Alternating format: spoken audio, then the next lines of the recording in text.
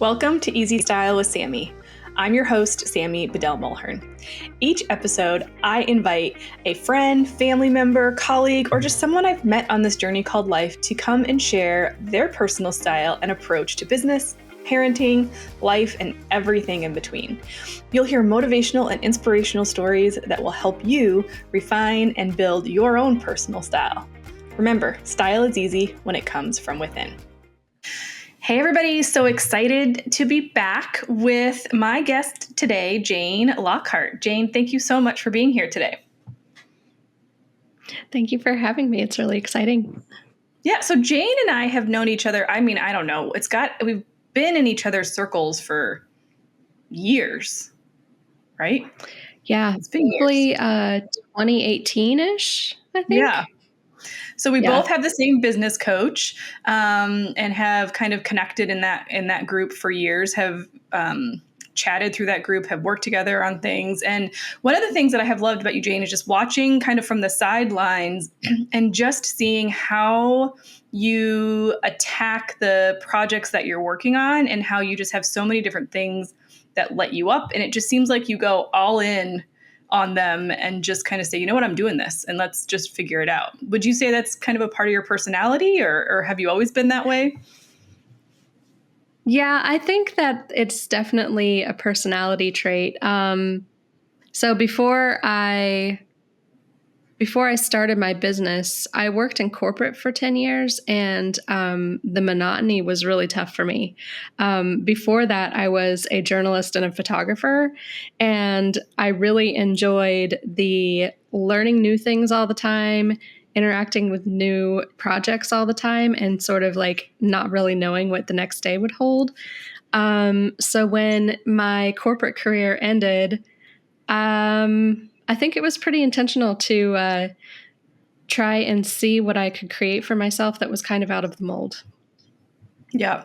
Well, and I would say you've definitely done that, and that totally makes so much sense, your kind of background. So before we get into too much, like, why don't you kind of share with people a little bit about who you are and what you do?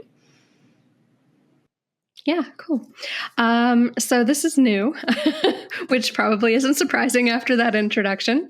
But I have been also on a decade-long health journey to work on some things that I've been going through. And the process of that has led me into health coaching.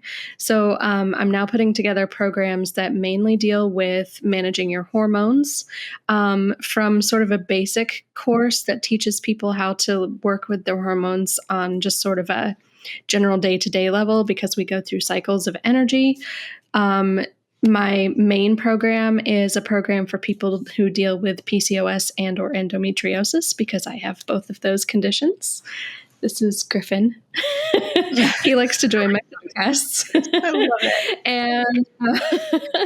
And I'm working on putting together another program for people who will be going through all of the stages of menopause after my other two programs are up and running.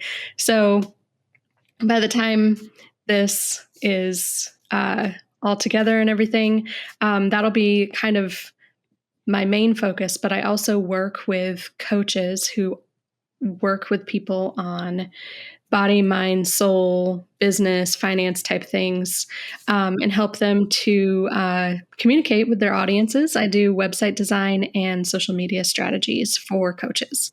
So those are the main things. And then I have Mary Kay and doTERRA products that I like to share with people because they have helped me in my life and are kind of a part of my daily routines and rituals. So yeah. Well, but because that's a lot. It's a lot. And I think it's interesting, and why, my story is sort of parallel to that, in that, I have a lot of different things that I do. But what I love about what you're saying is that it all stems from like a core value that you have in being authentic. To me, this is my perception, right? Core value that you have in that this is who I am, this is what I'm experiencing, but it's not enough just for me to help myself. I want to make sure that I'm helping other people. And I can do that through all of these different ways, in ways that are creative that you enjoy as well. Has that kind of been how you've navigated through, like, what do I add in? How do I navigate kind of the sharing of these things and also still turn that into a career that I can make money off of? Yes. Yeah, definitely. The money thing is a little hard to think about, other than the fact that, like, we all have to survive. Yeah. For Yes. me, I think that, everything that I've done to create my business has been in an effort to make my life better, because I didn't like the work that I was doing before, and it Yeah. affected every aspect of my life. And when I started this, I didn't have a lot of no experience in any of the like I knew how to do the things that were my skill set, but I had a lot of things that I didn't know how to do. And so I ended up working with a lot of coaches and, other people who helped me to create what I wanted to create. And so giving back and helping to improve other people's lives, whether that's helping them to better communicate through their business or helping them to better manage their daily routines and, the things that they struggle with and taking care of themselves.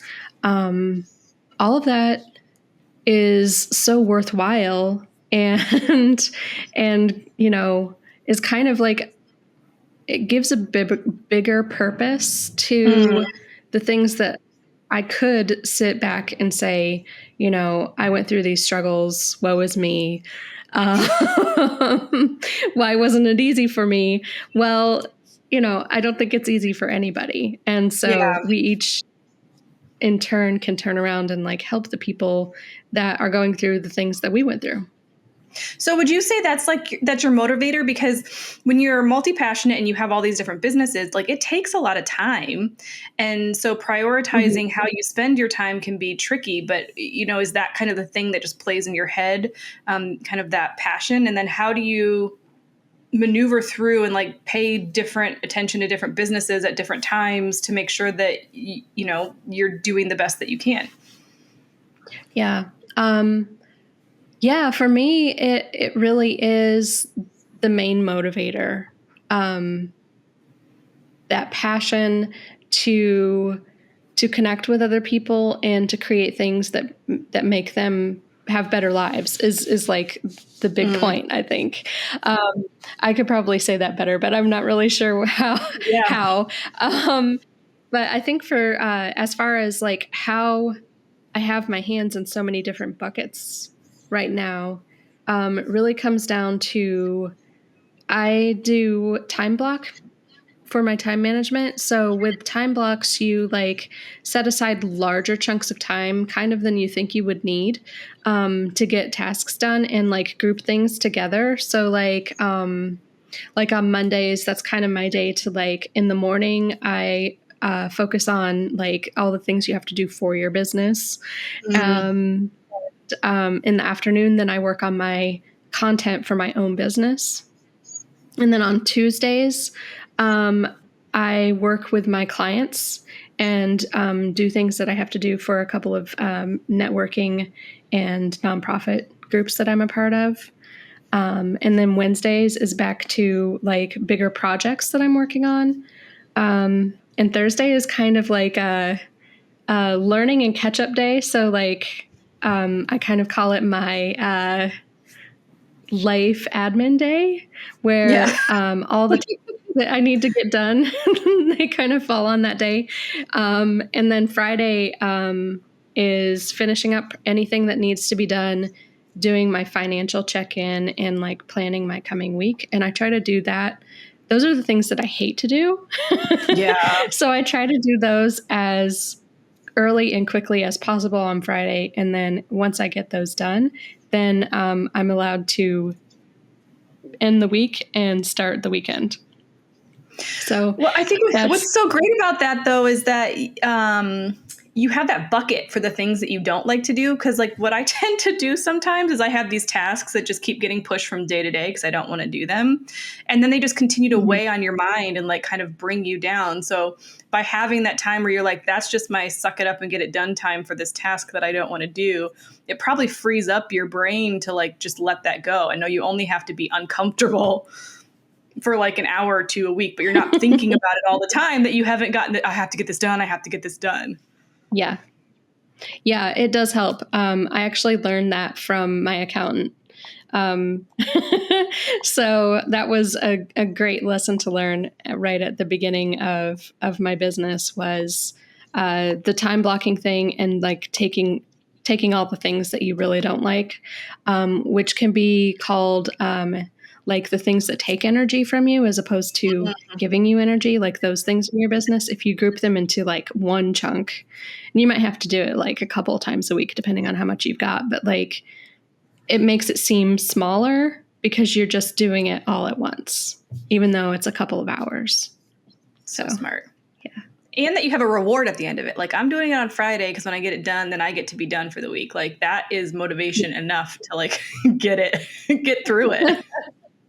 Yeah, and then usually like by that point my brain is jello because it's working on the things that aren't like my strong suits. I've had to do a Yeah. lot of math and you know so I get done with that. I know what I'm doing in the week coming ahead, and then like my brain can just like totally power down. Mm-hmm. Yeah. Okay, so for those that are listening that are like, okay, yeah, this sounds all well and good. She's got this plan, whatever. She's doing all the things that she's passionate about, and maybe they're stuck in that kind of where you were corporate space or whatever. Insert whatever job that's not lighting you up.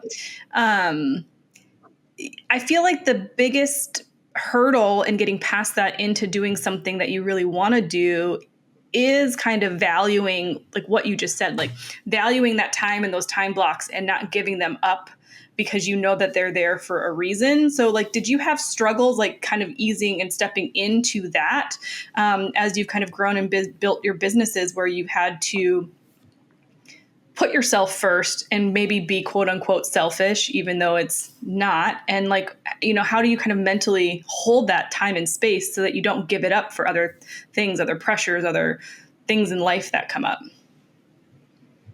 That was extremely, extremely hard to learn. Yeah.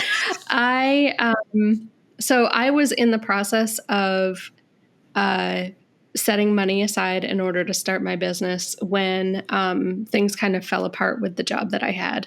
And I ended up leaving earlier than I planned to and starting my business full time, like overnight, basically.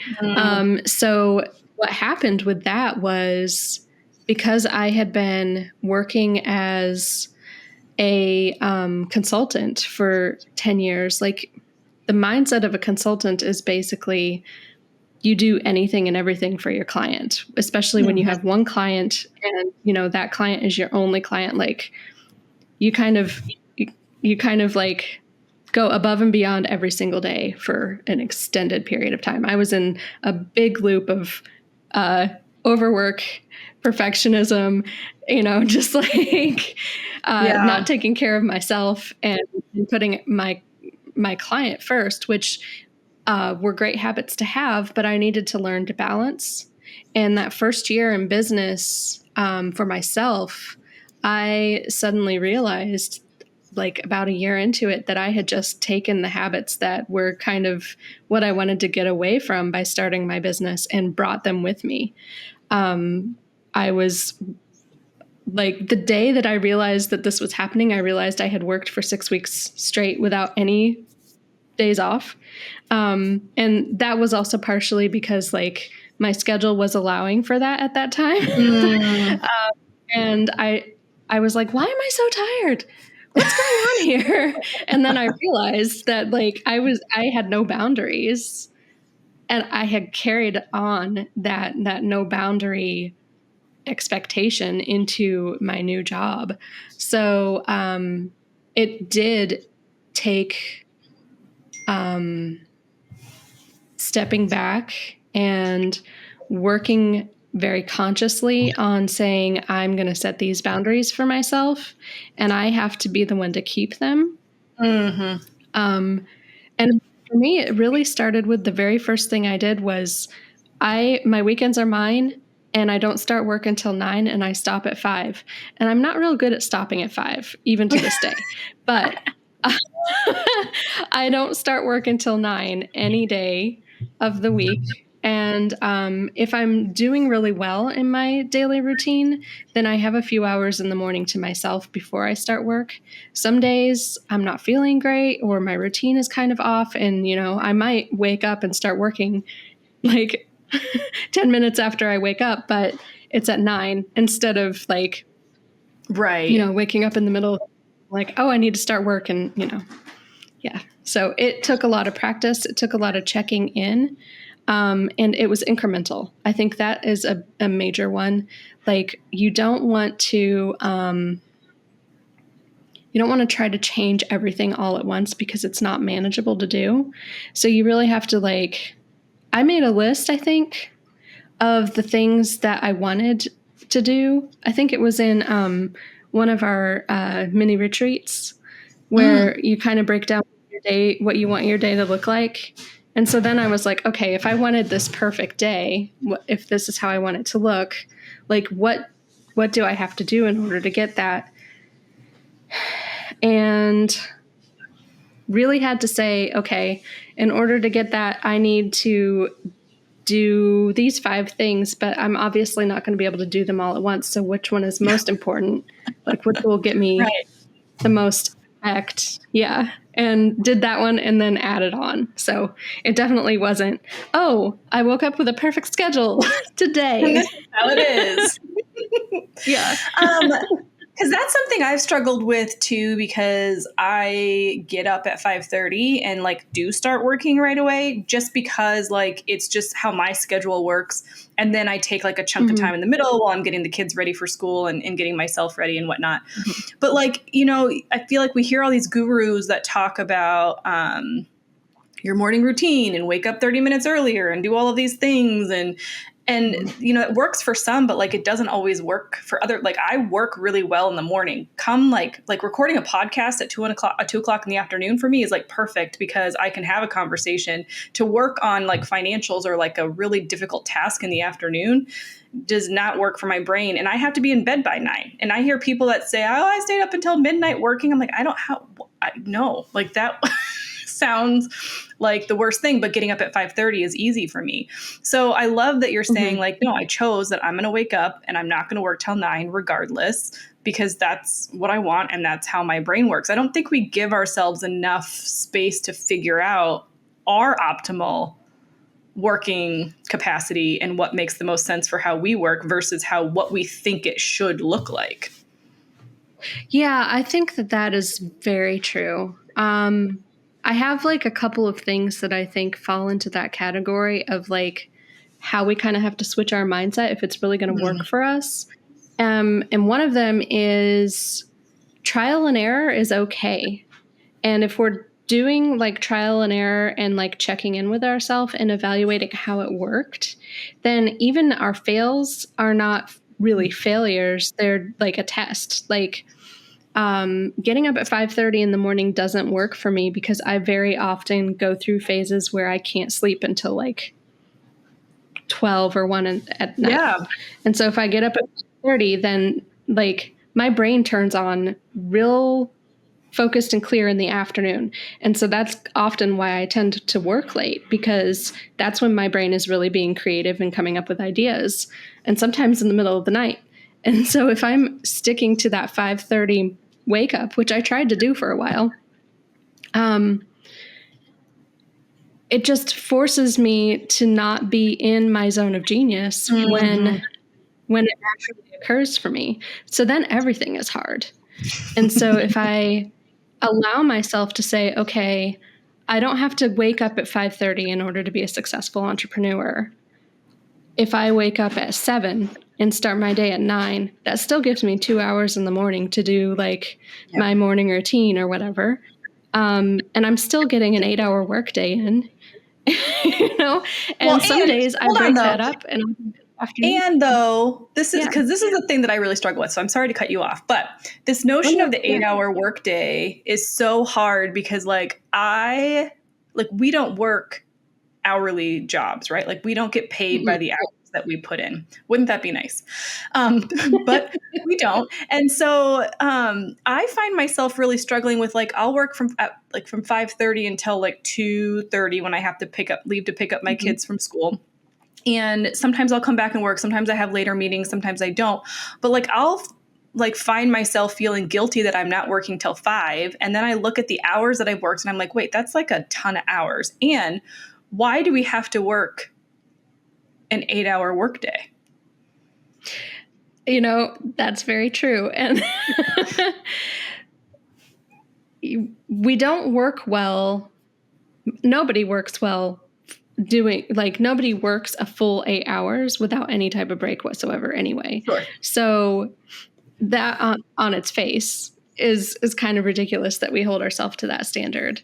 Yeah, I think that is a hard habit to break, though. It's so ingrained in our culture. Yeah, it is. But yeah, there are probably days that I work a lot more than 8 hours. I try not Yeah. to work less than 8 hours, though. Maybe I need to look at that. That would be fun to experiment with. Sorry. Not to challenge you on that one, but that's something that I know I really struggle with is just like how I'm spending my time and how I value myself based off of the way that I've spent my time. And how I value myself based off of how I think other people are valuing how I'm spending my time. Like if I have a client and they want to have a meeting at 4 o'clock, I'm like, I'm not available because I'm not working. Like I'm done for the day at 4 o'clock. Like I feel like that makes me look lazy. Like that's the thing that's ingrained in us. But I've been up working since 4:30 or 5:30 in the morning. You know what I mean? Like there's no rationale for that outside of societal culture. And also like being in the direct sales space like you are with sharing doTERRA and Mary Kay, it's like also you see people that are like hustle, like the hustle culture. And you're like, well, I'm not doing, I don't know how exactly you run your business, but like I'm not doing that. And you feel like judgment based off of that. But it's like, no, that's the beauty of this business is I can do it how I want to. I don't have to compare myself to anyone. Like that comparison piece is really hard for me. And so I'm curious how you kind of manage through some of that. Yeah. I think that has been something really interesting because when I started really getting into like figuring out all of this stuff, I'd been in business for like a year and a half, and it was like kind of around 2020 when when I started realizing that I was still being really, really workaholic. And so everybody was kind of taking a step back at that point. So I didn't really feel a lot of pushback when I first got a schedule that really worked for me into place. And then as time has gone on and things have gotten back to more of people are trying to go back to what was normal before, that has become a little bit harder to navigate, I think. I think I tend to enjoy going against the grain most of the time. So I'm probably I'm probably someone who enjoys having like my comparisons to other people are more like, haha, they're doing it the way everybody else is and I'm not. But that's I love that. I love that. I know that there are definitely things that I look at, especially with like our networking group, where I'm like, oh wow, they're really rocking it and doing things, and I really wish I could be like them. And then I like take a step back and I'm like, okay, they do things in a completely different way than me. They have a different energy cycle than I do, dealing with different health concerns than I have. Like when you were talking about getting up early, you have kids and you have to deal with like the school schedule and stuff. And I don't have that. So that makes a difference. Like my day would probably look completely different if I had to navigate the school schedule. Yeah. So I think that, it's another one of those things where you got to kind of step back and say, do I really want this? Or like, what are my motivators? Why am I why am I working for myself? Obviously, part of working for ourselves is so that we can be in charge of our decisions. So, Yeah. Nope. yeah. Totally. Totally. Well, Jane, you are an inspiration to me. I know we don't talk as often as we should, but I'm always watching you from the sidelines and all of the things that you're doing, and you're always coming with new things like this health coaching thing, which is beautiful, which I didn't know you were doing. So that's amazing. So we're wrapping up each episode with maybe like 3 tips that if you could kind of share with listeners, if they were thinking about moving into something that they're passionate about, or leaving a corporate job, or stepping into coaching, or, kind of challenging themselves to follow something that they care about versus just continuing to do what they've been doing. Kind of, do you have 3 things that you could kind of inspire listeners with that are at some sort of phase of the journey that you've been on? Sure. Yeah. The first one is take it slowly, like whatever that looks like for you. Like you may end up like me, starting the process. Like I went back to grad school 2 years before I started my business. I was keeping ideas in a notebook and had like a lot of like sort of loose plans that I allowed myself to keep and come back to, and like, what I read, what I read started changing. Um, and I realized that even though I didn't quite know what I was going to do, I was preparing for it before I made the change. So that's the first one, is kind of let it be incremental. I think the second one for me would be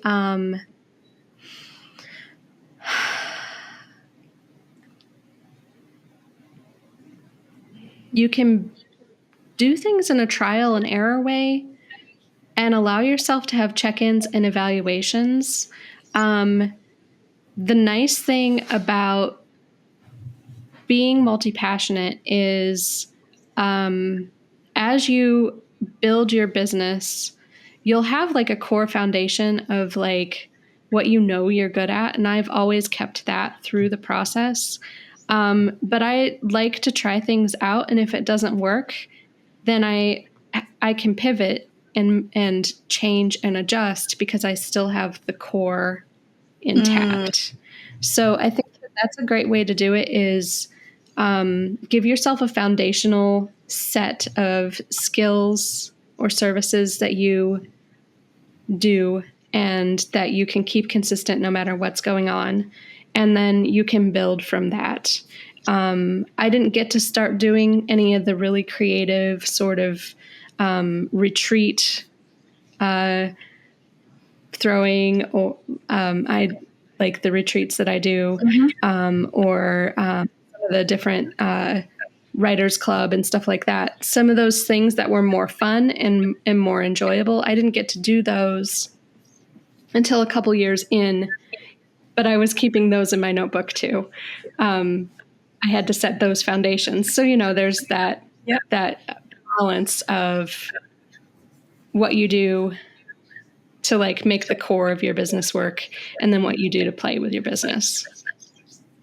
Yeah. So good. And then, let yourself be curious, I think. Yeah.